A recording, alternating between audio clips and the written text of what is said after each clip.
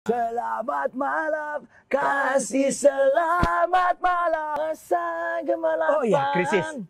Telah menghilang, masa kejayaan hilang. Ini lebih popnya tuh kuat banget gitu. Itu loh yang hebatnya Dhani, terus terang. Iya. Itu aku bilang Dia ya. kejeniusan Dhani. Saya berhenti drugs itu karena saya berjanji di sakratul maut ibu saya. Wow, iya keren.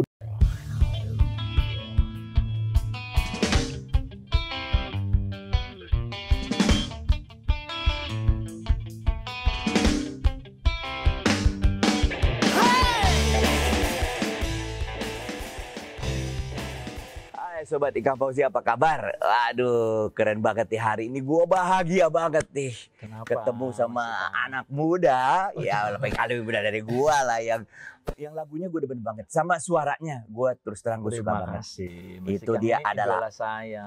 Ari Lasso. Halo semuanya Sobat Ikang Fauzi. Dulu tuh gue pikir loh ya.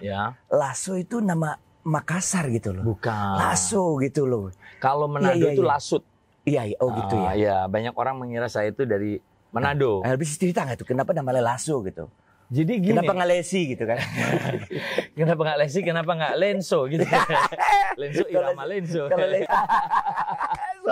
Sorry bro. Mas Ikang, aku ini terhormat banget nih ketemu ini salah satu. Mas Ikang ini salah satu pahlawanku. Bener. Ya makasih. Bener, salah satu pahlawan bermusikku. Kaset Indonesia pertama yang aku beli itu salah satunya album Selamat Malam.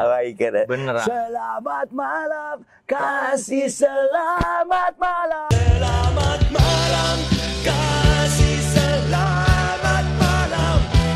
Hari ini berlalu sudah. Sama lagu ini Mas, satu album dengan masa gemelapan. Oh iya, krisis. Telah menghilang, masa kejayaan hilang. Tinggalkan diriku. Masa kegelapan terbang menghilang. Masa kejayaan hilang. Tinggalkan diriku. Itu ciptaan Yan Antono. Yan Antono ya. Ya. Dan Areng Widodo kalau nggak salah. Betul. Almarhum Mas Areng. Iya, liriknya Yan Antono. Ini apa? Kembali ke Ari Lasso. Jadi gini Mas Ikang.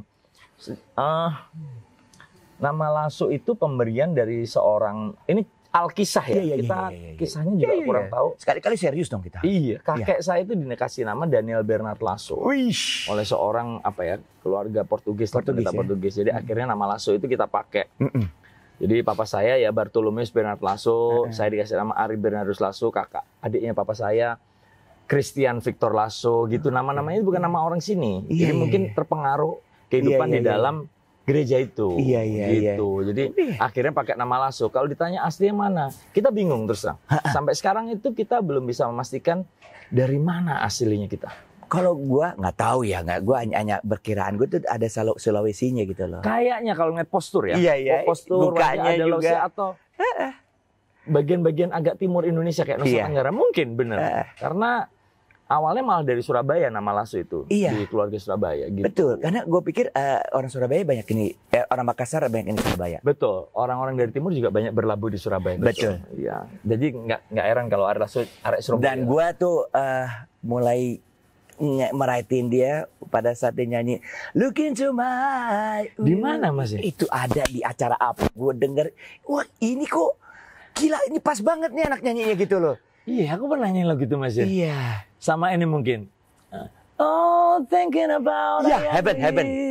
There was only you and me. We were young and wild and free. Oh, gue lupa itu lagu. Kayaknya Heaven. ini. Heaven. Iya. Itu jarang yang bisa laguin lagu Heaven gitu ya. Iya. Memang Bryan Adams salah satu idolaku juga. Keren. Iya. Idolaku juga. Jadi emang gue harus akui Ari Lasso ini dia ngenakin lagunya ini luar biasa. Terima kasih. Deep gitu loh. Maksudnya lu di Dewa juga terima kasih. Punya gue respect gitu sama seniman yang benar-benar dalam, dia punya pendalaman daripada pengolahan vokal maupun ininya juga penampilannya. Gurunya siapa dulu dong? Siapa?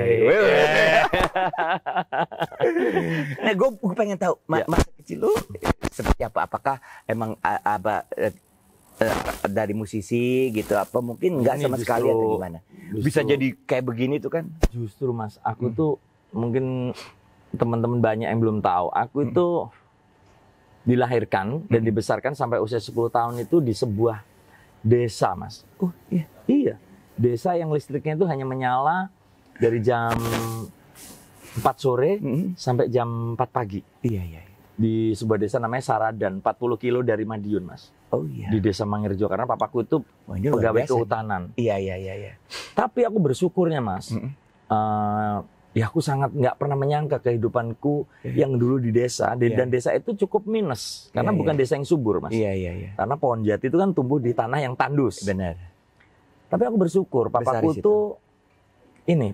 itu tetap punya kesadaran tinggi terhadap informasi. Papaku tuh langganan Kompas, langganan Suara Karya, langganan majalah Tempo, Intisari. Jadi dari kecil aku baca. Papaku juga punya banyak bacaan kayak Mahabharata. Keren. Jadi meskipun aku terkungkung di sebuah desa, tapi pengetahuanku itu dunia. Iya. Nah itu juga yang membuat waktu itu kakakku sekolah di Madiun. Pulang-pulang aku kelas 4 SD itu diputerin lagu Queen Bohemian Rhapsody. Oh. Dan aku tersengat, Mas. Love of itu lagu live ya. Mamma Mia, Mamma Mia, Mamma Mia. Itu gua karya luar biasa. Wah, itu gila, kok ada ya kenikmatan di luar makanan. Kalau anak kecil itu kan nikmatnya baru makan doang tuh. Bener. Ini kok musik bisa sedemikian membahagiakan. Sejak itu gila musik. Kakaknya musisi juga. Kakak saya nyanyi. Oh. Itu bener-bener desa, Mas, desa terpencil, desa yang hanya dilewati truk dan bis antar kota. Tapi akhirnya terus kita pindah ke Surabaya, nasib membawa ikut saya orang ke Surabaya. Iya, ikut orang tua. Yang pegawai tadi itu apa? Bersekolah di SMA 2, bertemu dengan Ahmad Dhani. Di situ berkenal dengan Andra, dengan Wawan, dengan Piyu, Piyu Padi. Iya, tahu. Yang membawa akhirnya saya jadi Fadli nggak? Fadli agak jauh di bawah. Oh. Ya udah akhirnya kita bergaul anak band. Ini orang jenius nih ya. Ya, waktu takdir mempertemukan saya dengan ternyata orang-orang hebat di dunia musik Indonesia sekian tahun kemudian. Iya. Saya ngeband pertama kali itu dengan Piyu, Mas. Iya. Oh iya. Outsiders nama bandnya. Bawain lagu-lagu Bon Jovi. Wah.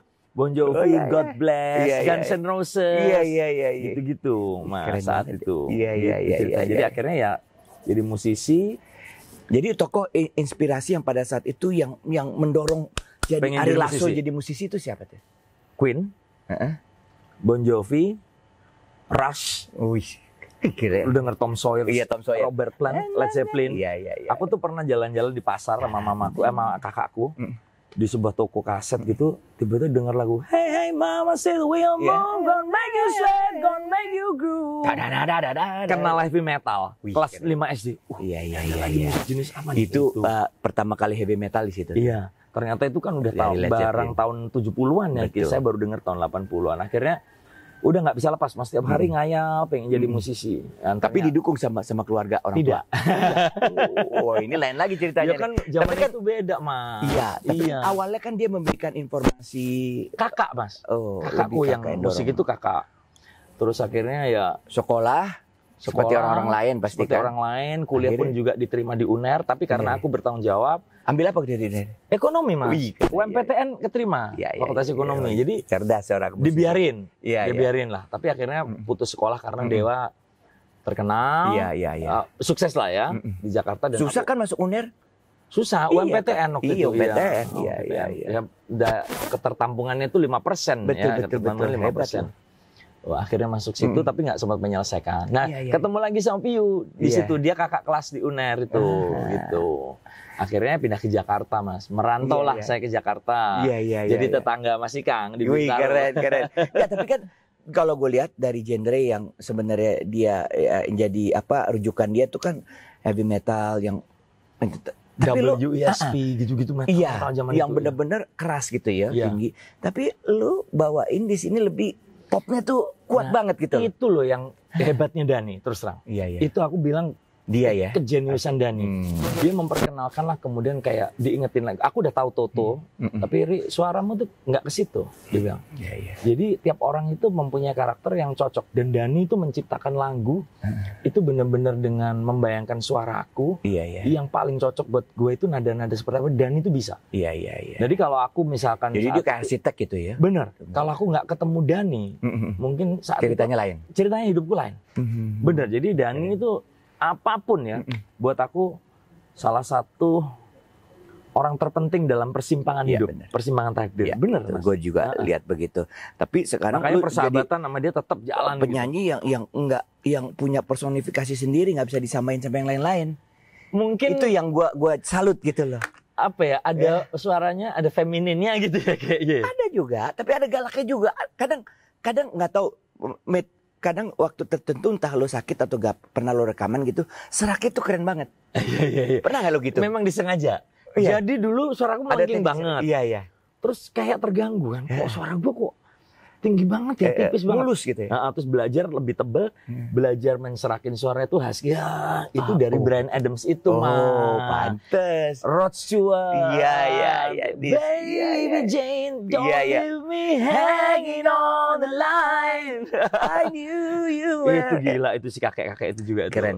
Itu emang iya zamannya gua lebih senior lagi tuh, tapi itu idola gue emang. Dan aku tuh pengen kayak Rod Stewart ya, bayangkan dia sekian belas tahun ya Mas ya. Karirnya hilang ya. Iya. Terus kemudian dia bikin American Songbook. Meledak lagi, tour keliling dunia lagi. Itu emang inspirasi gue terus dia orang. Yahudi sih. Iya benar. Beda. Tapi dia bisa deh kalau seperti ini. Ya kan gue lihat lo orangnya juga apa ya, kerja sama orang tuh gampang membaur deh. Orang-orang kayak gitu tuh justru bisa, dan dulu memberikan nilai tambah. Lu masuk ke sini Dewa jadinya begini, lu Solo jadi begini, beda banget loh. Gue bisa bedain gue. Iya. Nah karena itu harus berbeda Mas. Kan? Kalau nggak berbeda, habis saya. Gitu. Jadi harus berbeda dengan Dewa, dan itu cukup rumit waktu itu. Waduh, gue mau gaya gimana ya nyanyi gue ya. Akhirnya jatuhnya ya ke pop rock yang lebih ringan, lebih easy listening, karena terus terang menemukan penata musik dan pencipta lagu seperti Dhani itu nggak gampang. Iya benar. Nggak gampang. Dhani itu emang dia fenomenal banget. Ya. Gue akuin benar. Dan begitu udah terkenal, apa emang ini yang lo pengen gitu, cita-cita lo gitu lah. Kan gue sering nanya soal begini nih kan. Iya kan. Gue pengen tahu yang jujur aja gitu ya. Bayangan kita, bayangan saya dan Dhani dan teman-teman tuh, sampai kapan kita ngeband? Kita memulai Dewa itu mulai menuai kesuksesan itu, popularitas itu kita kira-kira masih muda banget Mas, umur 20. Iya. Makanya sejarahnya Dewa muda punya pegang duit, jatuh narkoba ke saya ya, jatuh sampai keluar dari Dewa. Iya. Terus sampai kapan ya gue nyanyi? Tapi ternyata ya mungkin itu tadi, kita berteman baik dengan banyak orang, ketika bangkit bisa bangkit lagi. Bisa nyanyi lagi. Nah, kalau tadi pertanyaannya adalah apakah kehidupan ini yang lo inginkan benar-benar Mas? Tidak terbayang saya sampai di titik ini. Yang inginkan tuh apa? Yang diinginkan, Mas Ikang tahu cita-cita saya. Apa? Rumah 150 meter di Jakarta, di Bintaro. Kecil saja dulu. Bisa langganan majalah musik, Hai. Kemudian waktu itu ada News Musik, langganan Tempo. Kemudian, ini merinding nih saya. Mobil ya seperlunya, secukupnya, dan kemudian seperangkat TV dan alat ini apa, mendengar gitu, audio gitu ya. Tapi Tuhan memberikan jauh deh. Waduh, jutaan kali. Dan sampai bayangin ya Mas, saya ini udah umur 48 gitu ya. Bersyukur banget. Kok masih diundang terus ke acara kayak pensi. Saya tuh bingung. Kita dulu kalau SMP kan mikir gini, ngapain ngundang om-om gitu kan? Loh kan kita udah bapak-bapak. Tapi lagu lu tuh emang pas buat anak-anak segitu gitu. Loh, Mas, iya kan? Mereka kan belum lahir Mas saat itu. Iya, tapi taste-nya, rasanya, iya. Saya tanya Mas Ikang nih sekarang, bedanya. Apakah ketika kita dulu SMP mendengarkan lagu-lagu Lilis Suryani? Kan enggak Mas. Iya. Apa kita dulu mendengarkan Mundur Jauh? Paling kalau luar negeri The Beatles gitu nih. Maksudnya di terus Mas Ikang ingin menghadiri konsernya kan enggak. Iya. Gitu loh Mas Ikang. Maksudku. Jadi kalau ditanya kenapa sih Ri resep kesuksesan lu sampai di titik ini, sampai melebihi cita-cita. Saya nggak tahu. Tapi ini hanya informasi mungkin buat semangat doang. Gue umur 50-an tuh masih sering datang ke pensi-pensi juga gitu. Iya, maksudnya kan kita sebagai entertainer. Dan kalau namanya cinta kan universal. Pergaulan prinsip pergaulan universal. Apalagi kalau bisa dinikmati. Dan satu hal emang mungkin ada juga yang menilai bosan dengan musik yang begitu-begitu melulu, yang terlalu elektronik. Kayaknya gitu. digital, Mas. Itu. Ya, keajaiban digital. Mereka tahu dari YouTube kayaknya. Mundur lagi. Iya. Siapa sih lu tuh manis-manis gitu, tapi tegar juga ada gitu. Itu makanya gue juga termasuk penikmat lagu lo, benar, sumpah. Masuk masih. Iya, keren. Benar. Makanya gue tahu apa yang lo lakukan, makanya gue pengen ngobrol ini. Bagaimana caranya lo menumbuhkan identitas lo itu seperti apa jadi seperti sekarang ini gitu. Seperti Mas Ikang tadi bilang di channel saya. Saya itu juga, karena kan hal-hal gini kan nggak ada sekolahnya. Iya, benar. Kita belajar dari kesalahan. Tuh kayak gini-gini, Mas. Benar. Ini nih. Benar. Ketemu banyak temen, ngobrol. Gitu, sama. Kemudian melihat kehidupan itu dalam arti bukan menilai atau menjudging kehidupan orang ya, bukan, tapi belajar. Oh ya, dia mengalami ini di masa ini ya. Jangan sampai aku begitu. Jadi aku tuh harus begini. Tapi kalau masalah bisa bertahan segala macam itu, aku rasa memang aku tuh lucky bastard kayaknya, Mas. Iya. Iya, bastard yang paling beruntung aja gitu. Enggak, tapi gue menilai ya pada saat lo kena narkoba juga tidak berulang-ulang, bro. Berulang-ulang, cuman gue nggak mengumumin kan saat itu. Tapi ketika gue declare ke masyarakat bahwa sembuh, itu gue sembuh beneran. Itu penting. Kalau sebelumnya itu malu-malu, kayak masih sembuh nggak? Yakin. Masih, memang kadang masih make. Tapi tanggal 1 Juni 2001, Mas. Ini nanti ulang tahun ke-20. Ini 2001 tanggal 1 itu Juni. Terakhir kali aku pakai drugs dan kemudian bersih. Itu gue salut, bro. Biar gimana ya orang kena dalam kondisi seperti apapun, kita nggak berhak to judge. Aku bangkrut, tapi Mas. kalau seandainya dia bisa kembali dan benar-benar dia komit untuk balik, itu yang benar. Ya, mungkin, dan gue tahu itu sulit banget soalnya. Tuhan memberkati janji saya. Itu janji ibu saya ketika meninggal. Mau meninggal juga saya tunggu. Ibu masih ada? Ibu meninggal, Mas. Jadi saya berhenti drugs itu karena saya berjanji di sakratul maut ibu saya. Wow, iya keren. Udah mama kalau mau pulang, kalau mau meninggal nggak apa-apa, nggak usah pikirin Ari habis ini janji mau sembuh. Dan mama saya sempat bilang waktu sakit, Ri, kamu tuh dikasih bakat luar biasa, suara bagus. Kalau hidupmu bener, kamu pasti sukses. Dan ternyata bikin seneng banyak orang. Iya. Ternyata bokap udah meninggal duluan. Bokap meninggal tahun 2017 kemarin. Oh, baru. Nyokap tahun 2000, Mas. Iya. Berarti bokap lebih banyak masa tuanya bokap sama saya akhirnya. Dulu paling nggak cocok, tapi akhirnya kita paling dekat. Paling dekat. Mungkin salah satu sukses karena lo berbakti sama bokap lo gitu. Ada kaitan dengan itu nggak?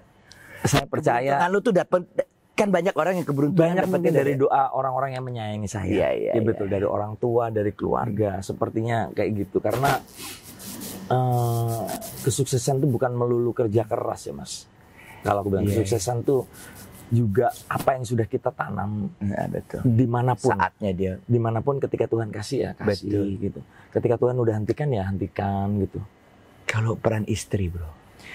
Aku denger ya, nggak tahu denger lo deket sama istri gitu maksudnya dalam dia karir gitu. Istriku tuh bener-bener tidak terlalu musikal, tidak terlalu ikut campur dengan musik, tapi dia take care of everything, take care of my kids, sekolahnya dia tuh yang ngurusin tuh, belajarnya. Jadi kita kayak punya dua tugas gitu. Jadi bagi tugas. Jadi ketika saya harus tur 2 bulan 3 bulan nggak pulang itu, kita bisa ngerasa tenang. Iya benar. Kalau kita tidak mempercayakan itu pada sesuatu yang tenang kan kita, kalau kita nggak tenang ketika keluar rumah kan jadi nggak berkah ya, istilahnya kan gitu.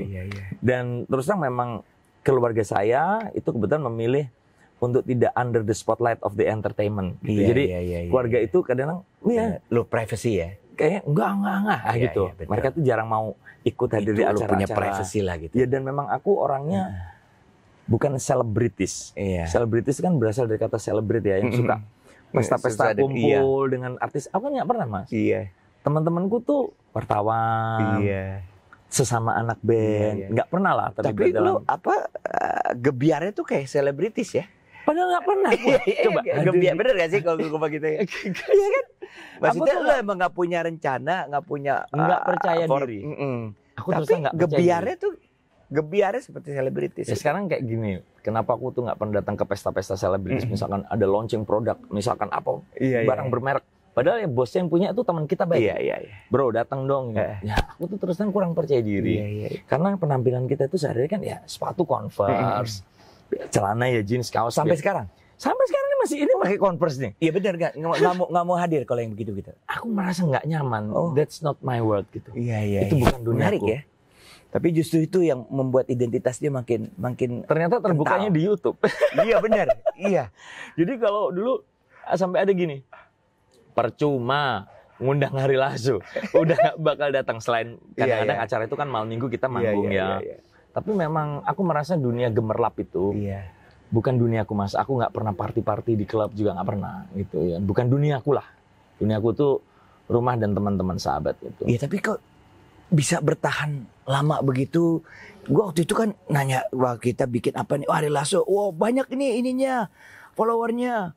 Kita media aja. Itu aku rada kagum juga gitu. Aku juga bingung. Gimana ya maksudnya? Tapi emang dari lagu-lagu tuh catchy lagu lo. Ya, lo benar-benar bandnya juga asik gitu gue ngeliatnya. Apa ya, groove gitu kan.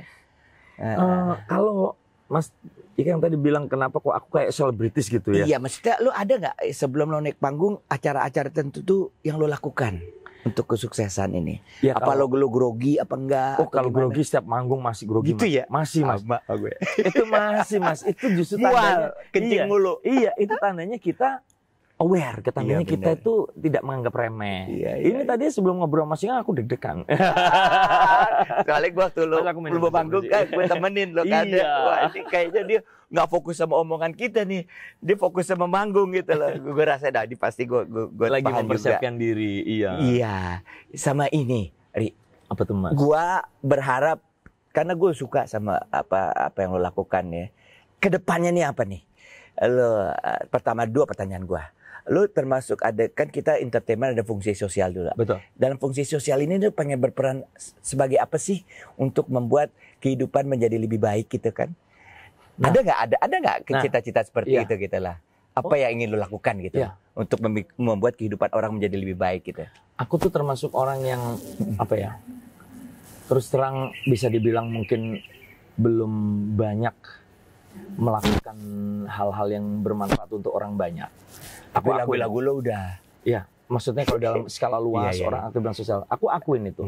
Tetapi mungkin dalam skala-skala yang sporadis, skala-skala sporadis itu mungkin lo lakukan. Saya melakukan. Benar. Nah, kalau ke depan itu. Karena lo banyak teman kan. Benar Mas Temen lo tuh yang merasa lo orang baik banget gitu lah. Support aku dengar gitu. Kayak lingkungan dekat, kayak keluarga yang susah. Nah, tapi itu pun kan di out of the spotlight. Betul. Kalau kegiatan sosial itu kan under spotlight ya kadang-kadang. Tapi lu punya cita-cita nggak? Seharusnya nih Indonesia harus melakukan ini supaya lebih baik. Kalau visi-visi gitu tuh aku sebenarnya tertarik dengan dunia pemikiran, dengan dunia biasanya musisi ada filosofinya kan. Iya, dengan filosofis gitu aku senang baca juga. Dan cukup mengikuti dunia politik Indonesia. Sempat juga ditawarin menjadi anggota dewan beberapa kali dari partai dicalonkan, tapi aku rasa aku nih belum cukup layak lah pengen untuk duduk dan mewakili. Fokus di musik. Fokus menjadi sama host. Ini kecemplung mas masa pandemi. Tapi nanti habis itu lu jadi host di mana-mana bro. Wah itu. Dan lu kaget nanti penghasilannya. Ini kejeblos masa pandemi. Iya, kejeblos masa orang pandemi. Terpilih. Nah, dalam kondisi seperti ini, apa lagi yang ingin lakukan? Untuk masyarakat, lu mau bikin apa mungkin? Aku tuh pengen sebenarnya bikin semacam suatu wadah gitu yang mempermudah orang-orang yang berbakat itu untuk lebih tampil. Udah kan jadi juri itu? Ya itu salah satunya. Hebat tapi pengen lebih mewadai karena begitu banyak bakat di Indonesia ini yang penduduk kita 200 juta ini bakatnya banyak, tapi sekarang semua juga udah bisa memposting dirinya sendiri kan mas, yang viral-viral di YouTube. Aku tuh gini mas, lebih memilih bermanfaat gini ya.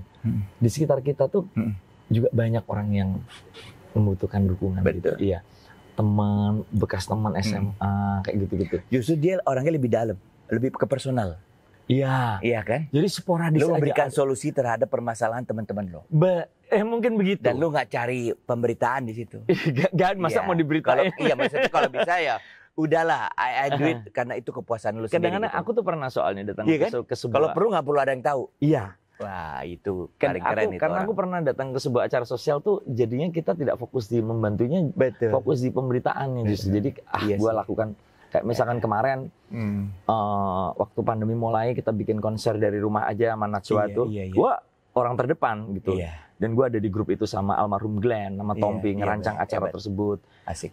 Tapi begitu acaranya selesai, Mas Ari nanti akan ada gini. Ya udah aku nggak usah lah gitu gitu ya gitu. Iya. Soalnya under the spotlight tuh melelahkan. Iya. Tapi Melelahkan. kan ada bagian-bagiannya juga melakukan itu kan. Iya, Iya, sebagai pekerjaan. Iya, Tapi ketika iya. sebagai pribadi tuh melelahkan. Kayak misalkan, Ya waktu itu kan lu tidak melakukan, dilakukan oleh Tompi sama Glenn. ya kayak gitu-gitu.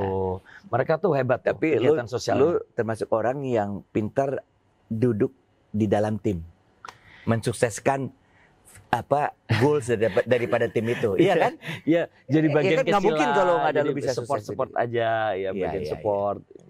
Ya itu hebat lah timnya Mata Najwa, hebat sekali saat Guys, sobat Ikang Fauzi ini aku luar biasa. Jadi gua dapat banyak nih dari, dan gua Saya yang berharap belajar suatu banyak. saat bisa melakukan sesuatu.